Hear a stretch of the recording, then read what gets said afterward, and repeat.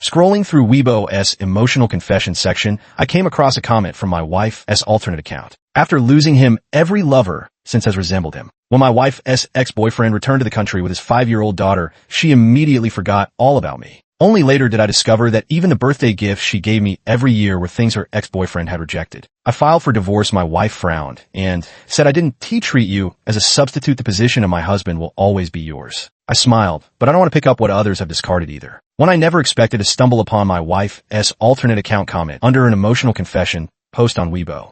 After losing him, every man I've dated since has been tall and slender, wearing glasses with crescent moon eyes when they smile. The day before our wedding, I called him. If he had just said he loved me, I would have run away from the marriage right then. There's no going back. Now his daughter is almost in kindergarten. Aside from the flood of comments mourning their lost love, some people raised doubts. Your first love's daughter is already that old, and you're married too. After all these years, you're still hung up on him. Are you trying to cuckold your husband? My fingers paused for a moment before continuing to scroll down. Emily replied, "I'm trying my best to love him." I didn't know what Emily meant by trying my best. In the 4th year of our marriage, Emily, who had never lifted a finger to do housework before, cooked a whole table of dishes for me. She nestled in my arms and whispered softly, "Honey, I'll celebrate every birthday with you from now on. How about I give you a baby? The 3 of us could be a happy family together." The next day, Vincent returned to the country, and Emily didn't come home all night. The reason Vincent returned to the country was that his chaebol wife had passed away unexpectedly. His stepchildren divided the family assets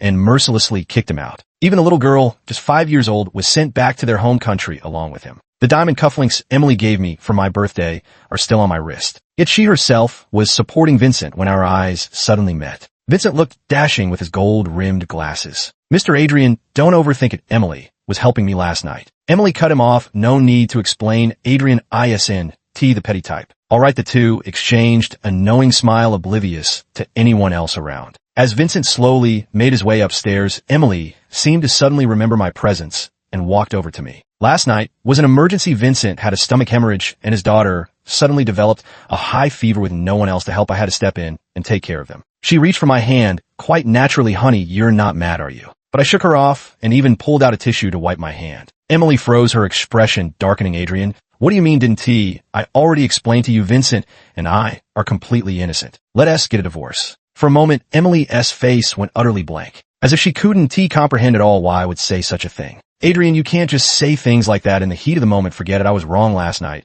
I should have told you sooner, but there's really nothing between me and Vincent." I smiled. "Emily, I saw your secret Weibo account. What a coincidence, huh?"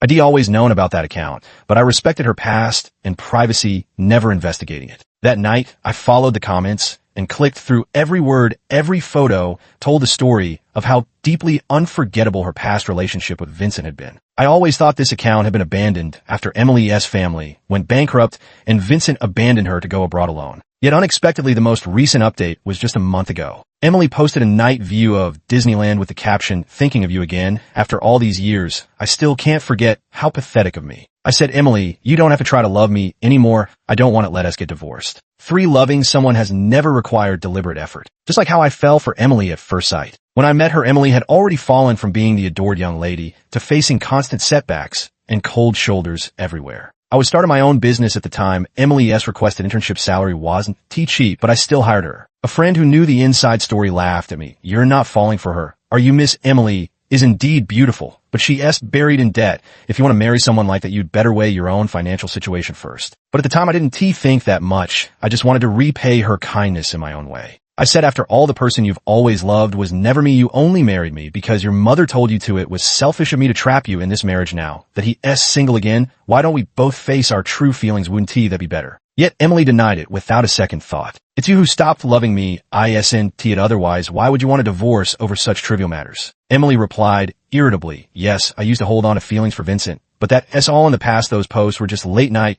emotional moments. The feelings passed. And that was it. Why do you keep harping on it?" Perhaps my heart had already ached too much this night. At this moment, I could even question her calmly. "Just the past. Emily, dare you say that during all these years of our relationship and marriage, was there ever a single moment when I ranked higher than Vincent in your heart?" Emily opened her mouth, but not a single word came out. I laughed mockingly at myself. "Emily, even the birthday gift you gave me was something he didn't want." For I still remember that birthday many years ago. After finishing my work, I ordered a small cake, thinking to celebrate by myself. I ran into Emily downstairs at the company. She looked travel-worn, her eyes weary. Thinking she might be in some trouble, I pulled her to sit on the flower bed downstairs, took out the small cake, and split in half. Grandpa used to say eating something sweet makes you happy.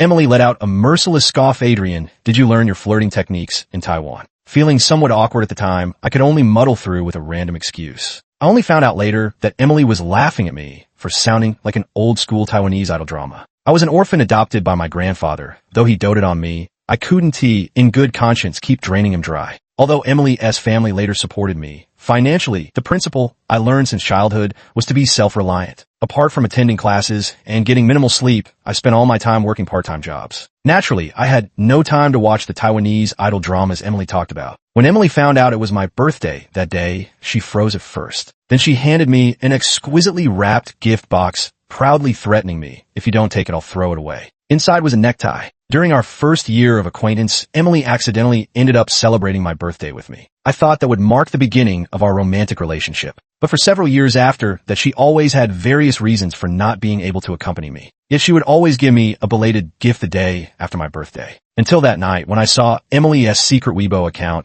where photos of those gifts appeared again and again. They were what she had bought for Vincent. She couldn't forget him, yet her feminine pride wouldn't allow her to make the first move to reconcile. Every year on July 12th, Emily's sudden disappearance meant she had gone abroad. Only by seeing Vincent's current situation with her own eyes from afar could she feel at peace. Emily anxiously picked at her manicured nails, repeating, "Only it's not what you think, let me explain." I waited patiently, but she never managed to provide a reasonable explanation. That's right, she was merely giving me, as if doling out charity, the gift she and been able to send to someone else now that she felt secure. Foolishly kept in the dark, I was deeply moved by this gesture. In the first year of my marriage to Emily, I took over her family's defunct company and gradually brought it back from the brink of collapse. The magazines called me a business prodigy, praising me for repaying a drop of kindness with a flood of gratitude. But only I knew that it wasn't just about repaying kindness, it was for the girl I deeply loved. Finally, Emily came up with an excuse. "Since you've seen my Weibo post, you should understand that before you I did seek comfort from guys like Vincent, but you're nothing like him." The one who did wrong acted as if she were the victim, her eyes reddening with tears. "I never treated you as a substitute. Even if I made mistakes before, didn't we agree on your birthday? I'll give you a baby,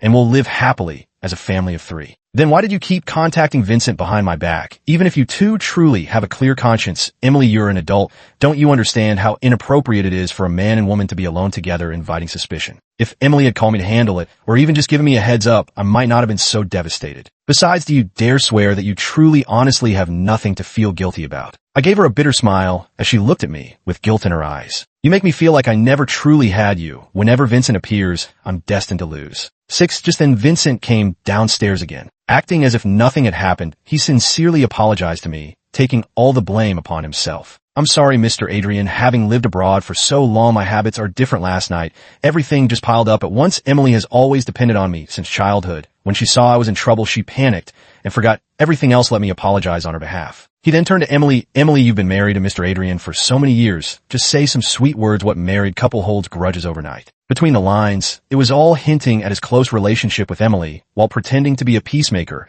as if he weren't the one who lit the fuse. I smiled at him, and Vincent wore an expression that said the pupil is worthy of the master. The next second, my fist smashed into his face. "Vincent!" Emily exclaimed in shock, rushing over to check his injuries before turning to yell at me. "What did you do?" Vincent's left cheek immediately swelled from my punch, his expression fierce. Yet in the next second, as he looked at Emily, it shifted to one of wounded magnanimity. "Emily, don't blame Mr. Adrian. Let him vent if he needs to sigh." I flexed my wrist, utterly unfazed. "There's no custom abroad of clinging to married women to take care of you. Either Vincent save your green tea, male act, Emily, and the wealthy women you leech off might fall for it, but at one tea work on me." At the mention of leeching off wealthy women, a shadow of gloom flickered in Vincent's eyes. Emily actually defended him. "At this point, I know you dislike Vincent, but why slander him like this?" She bit her lip. "I've met Josephine before. She and Vincent are truly in love. It's not as sordid as you're making it out to be. Come at me if you have anything to say. The deceased is gone. Don't speak like that." I couldn't be bothered to argue any longer and walked away. After wrapping up work at the company, I returned home. In the evening, the moment I turned on the light, I saw Emily sitting on the couch. Her eyes were red and swollen, as if she'd been crying. For the first time, I didn't immediately rush to comfort her. My feet seemed rooted to the spot as silence filled the room, until Emily finally spoke first. I want to agree to a divorce. Keeping her head lowered, she continued speaking as if to herself I was wrong before, but on your birthday, I truly made up my mind. It was just habit that made me lose my composure when facing Vincent again. I truly have no feelings for him anymore. I just want to live a good life with you, Adrian. I know how good you've been to me, how you saved Emily's family from ruin, how you love me. So much you remember my menstrual cycle better than I do all these years. You've never pressured me about having children. She finally raised her head, her eyes brimming with tears again. I want to get a divorce. No one else can take your place as my husband. And don't you remember, you promised my mother you'd take care of me for the rest of my life. Adrian, are you going back on your word now? 7. I fled in panic. Responsibility, love, dignity. These complex and conflicting things weighed on me until I could barely breathe. By the time I realized it, I was already in the car driving toward the hospital. After Grandpa fell ill, he had been staying at this hospital the whole time. The moment he saw me, he first called out a strange name, then clamored for food. Just as the nurse was briefing me on the situation, he suddenly regained clarity. Adrian, I turned around to see his eyes filled with tenderness. You came to see me. Why are you alone? Whereas Emily. I was at a loss for words. Grandfather seemed oblivious and asked me to wheel him outside to bask in the sun. The air by the lake was exceptionally fresh, and my heart gradually calmed down. At that moment, Grandfather said, "You've always loved Emily. The most you two must take good care of each other, Adrian. Don't keep everything bottled up inside. Be brave and fight for your own happiness." I froze for a moment. Grandpa's aged hand, rough like tree bark, grasped mine, a bit coarse yet warm. "Emily is just spoiled. Last time, when you were away on business, she came to visit me alone and told me she has kept all your kindness toward her in mind. She won't let your devotion go to waste." I gently wheeled the sleeping Grandpa back and was about to leave when the doctor stopped me. "Mr. Adrian, have you considered the treatment plan we discussed last time? The surgery carries a high failure rate. With conservative treatment, the old man could hold on for a few more years." I sat alone in the car for a long time, repeatedly looking through old photos and videos of me and Grandpa. Opening the front door, the warm lighting felt strangely like it belonged to another world. Emily stood there wearing an apron, an oven mitts, carefully carrying a pot of soup to the table. When she saw me, she lost her grip with a startled cry, as if burned, and suddenly let go. The aroma of chicken soup filled the entire room, accompanied by the sound of shattering porcelain. Instinctively, I rushed over to grab the first aid kit and pulled her hand to check the injury. Emily lowered her head, her tone dejected. "I'm sorry, Adrian. I'm so clumsy." I pressed my lips tightly together as I tended to her burns. Only when it was all over did I finally exhale the suffocating weight in my chest with a long sigh. Emily softened her voice. "I'll learn to be a good wife," Grandpa said. "You've always longed for a warm family since childhood. You're a pampered young lady. Even after marrying me, you don't need to do these things. Let the housekeeper handle them." With her uninjured hand, she took mine, intertwining our fingers. She looked into my eyes. "Adrian, believe me, one last time. Okay, let us try our best. Maybe we'll have a baby soon. This time we'll be proper parents and make our child happy, all right?" I admit at this moment my heart softened again. After loving Emily for so many years, this feeling isn't something I can just cast aside. Not to mention, I made a promise to her mother. Just a few months after Emily joined my startup, she belatedly realized her salary was 3 higher than her colleagues. She brought her pay stub to me, and under her relentless questioning, I confessed the truth about being sponsored by Emily's family's Charity Education Foundation. At that moment, Emily's expression was complicated. Most people wouldn't hesitate to kick someone when they're down, but I never expected to meet a bleeding heart like you willing to help me, haha. Sometime later, she mysteriously said she wanted to take me somewhere. Only then did I realize she was visiting her mother at the nursing home. After the bankruptcy, Emily's father couldn't bear the pressure and committed suicide. Emily's mother also became depressed and her health gradually deteriorated. Emily still had to pay the high nursing home fees for her mother, leaving her financially strained. The once high-flying young lady who floated among the clouds had now fallen into the dust. I didn't know what to say either, so I silently paid her fees for a year. When Emily found out, she slapped an envelope full of cash on my desk.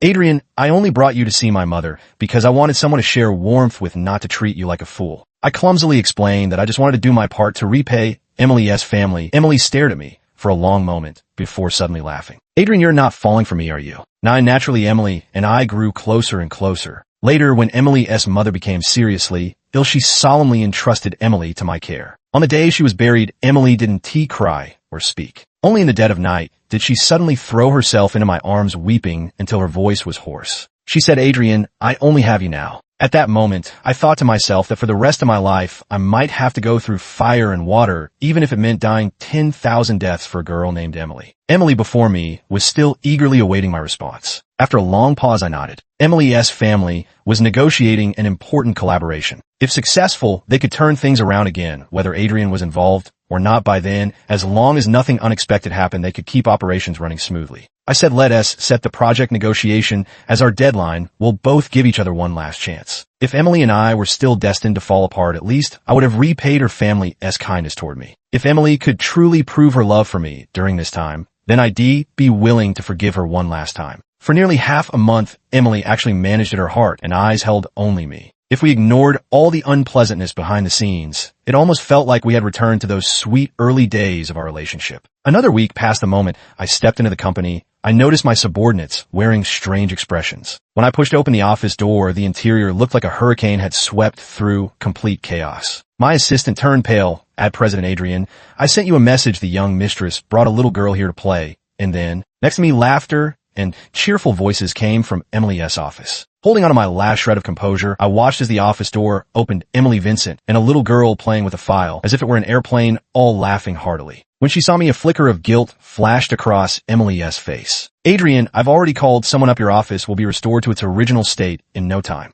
I was furious. Emily, have you lost your mind? There are so many important documents in my office, and you actually let a little girl go in there to play. Emily knew she was in the wrong, but still tried to defend herself. Nina's only 5 years old. She doesn't understand anything. What if she folds those important documents into paper airplanes to play with? Do you have any idea how serious the consequences could be? Over the years, I truly spoiled Emily rotten. Even though I enrolled her in an MBA program and personally tried to teach her business at the company, she showed no willingness to learn. To this day, she still doesn't realize the seriousness of someone casually barging into the CEO's office. Vincent flashed that smile again and immediately began apologizing. It's all my fault. The housekeeper took leave, so I had to bring Nina along. But as soon as I started work, things got busy and I lost track of her for a moment. My apology, CEO Adrian. I quickly caught the key detail in his words. What did you say about work? Vincent smiled with smug satisfaction as he flipped over the nameplate on his desk. It read Vincent, Executive Vice President. 11. I turned to Emily again. Have you completely lost your mind? You didn't even consult me before making him Vice President. At first, Emily tried to explain Vincent graduated from a prestigious foreign university too. He is perfectly capable. He just returned to the country and hasn't found suitable work yet. With how busy we've been recently, I thought he could come help you out. I cut her off directly. You know exactly how critical this moment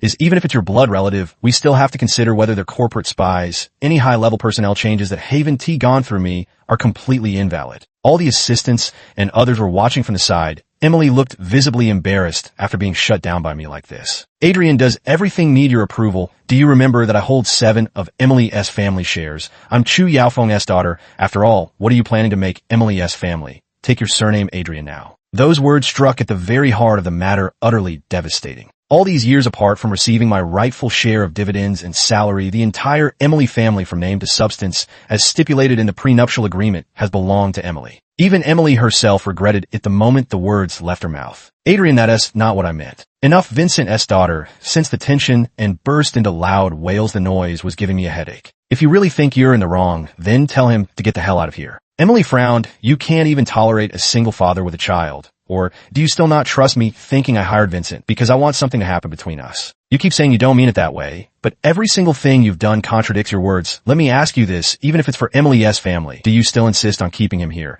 as your so-called vice president? Emily grew angry as she spoke and snapped back at me. So what if I do this as my company and what I say goes? Fine, I laughed in extreme anger. If you want to leave, then I will. Emily stared at me with disbelief. Adrian, are you threatening me? Then go ahead and leave. I don't believe the Emily household can't function without you. 12. I returned to the office to pack my personal belongings with my assistant following me and urging me not to act out of spite with Emily. I'm a grown man, not some petty person acting out of spite. I'm just tired. Countless nights till dawn, I toiled at my desk, exhausting myself until my medical report was riddled with issues. I gave my all for Emily, for Emily's family, for love, for gratitude. I achieved results that became textbook case studies only to be told in the end, Emily's family will manage just fine without you. Emily chased after me, stopping me in the underground parking lot. Do you really have to be so petty? I didn't even want to say a word. Emily glared at me resentfully. Don't you dare regret this. She had barely left when another person arrived. It was Vincent. He looked at me with the smile of a victor. Mr. Adrian,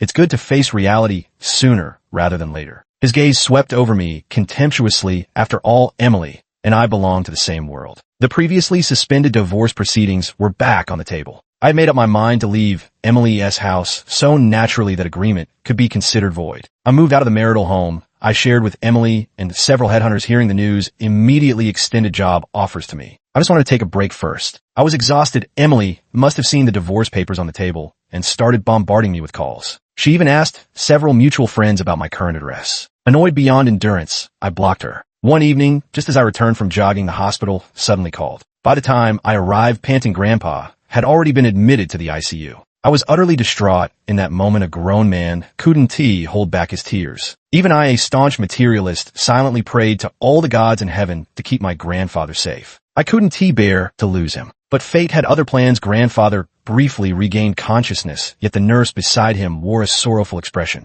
I had experienced a similar scene before when Emily's mother entrusted Emily to me. Grandpa held my hand, chattering on while I nodded with a choked voice. Suddenly, his gaze grew urgent. As he looked around, "Where's Emily, my granddaughter-in-law? I need to speak with her." 13 frantically, I pulled Emily out of the blacklist and called her. Within seconds, the call connected. I was just about to speak when I heard Emily's icy voice. "Well, why did you unblock me, block me? When you want, call me. When you want, do you still think of me as your wife?" As soon as I opened my mouth, I couldn't hold back a sob. "Grandpa is not doing well. He wants to see you come to the hospital as soon as you can. The sooner the better." Silence on the other end of the line. I thought Emily was already preparing to leave, but then I heard her scoff. "What is the matter, Adrian? Too proud to admit you want to reconcile, so you're making up excuses." A little girl's cheerful laughter came through the phone, and I could even hear Vincent's voice calling her to come eat. As Emily was responding, I quickly spoke up before she could hang up. "I'm not lying to you, Emily. I can video call you right now. I'm begging you, Grandpa. Really can't wait any longer. Please come to the hospital." Emily's voice finally turned serious. "I'll be right there." But even as Grandpa's throat made a gurgling sound as he tightly grasped my hand and finally slowly closed his eyes, Emily never came.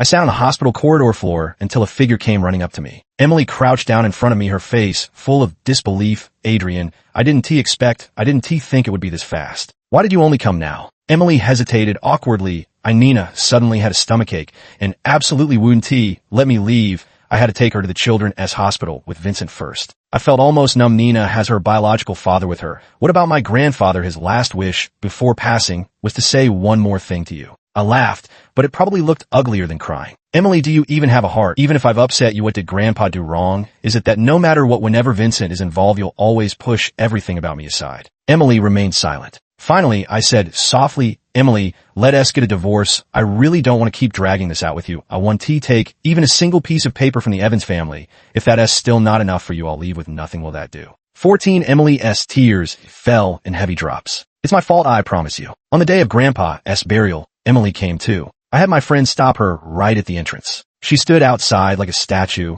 never leaving. Except for my own company, I truly took nothing from Emily's family possessions. On the day we walked out of the civil affairs office, Vincent was waiting outside with Nina. Nina immediately threw herself at Emily, looking up with her face. "Annie, now that you're single, can I ask my dad to pursue you? I want you to be my new mommy." Emily glanced at my expression, then firmly, yet gently pushed Nina away. Vincent hesitated.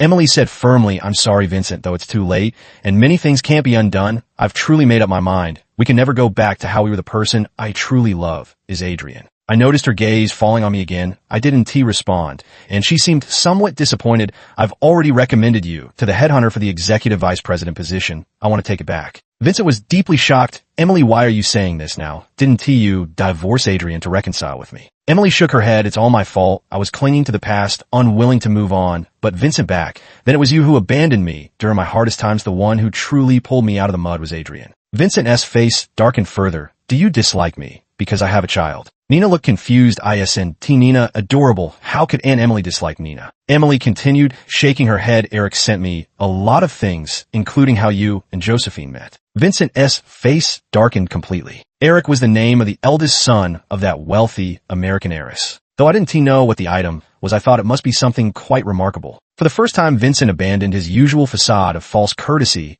and stormed off in anger. After Vincent left, Emily smiled self-deprecatingly. "I was too foolishly loving that shadow from my youth, but he had long changed, abandoning me to marry Josephine for money and fame. Now that the Emily family has risen again, he comes trying to win me back, ha." Her eyes were filled with utmost sorrow. "I was too foolish, the one truly worth cherishing, I instead cast aside like worthless shoes." 15 I didn't block Emily a second time, so she bombarded me with messages every day. I was once jokingly called the 24/7 perfect husband by my friends, and I relished every bit of Emily's routine mechanical displays of affection. The secretary told me that Emily would bring homemade soup to the front desk every day, waiting downstairs for a long time before leaving dejectedly. When she sent me photos of her scalded hands, my heart no longer stirred. On the day Emily finally couldn't hold back and insisted on meeting me, something major happened. Emily's family faced a major crisis. The previously steadily progressing collaboration completely fell through because confidential information was leaked to a rival company.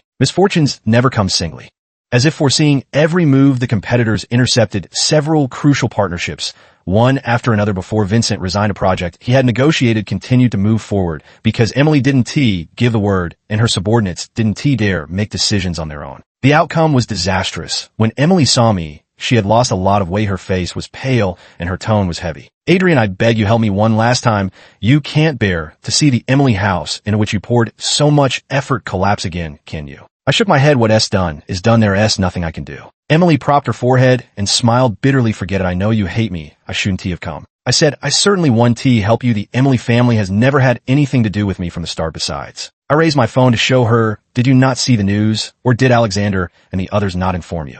The freshly published headline glared back at us. "Emily family in major crisis. Board members report business espionage. The culprit turns out to be the young Miss Emily's first love." Emily stared blankly, as if she'd suddenly forgotten how to read. Emily was right. I used to be a pushover with an overdeveloped sense of responsibility. I've decided to change, so I simply got up and left, without saying another word to her. The Emily family suffered heavy losses and was left scrambling to survive, while competitors like sharks drawn to blood swarmed in to take their share. Former colleagues and subordinates all came to plead with me, asking me to make a comeback. I refused them all. Emily sent me a WeChat message. "It feels like when my dad first passed away. I have no one to rely on now." "But Emily, you once did. You were the one who hurt him until he was covered in wounds, the one who pushed him away." Seeing that Emily was unwilling to take him back, Vincent simply abandoned his pretenses, accepted a massive bribe from a rival company, and helped bring down Emily's family. He then fled with the money. However, not everyone in Emily's family was a fool. After they reported him to the police, Vincent was arrested by Interpol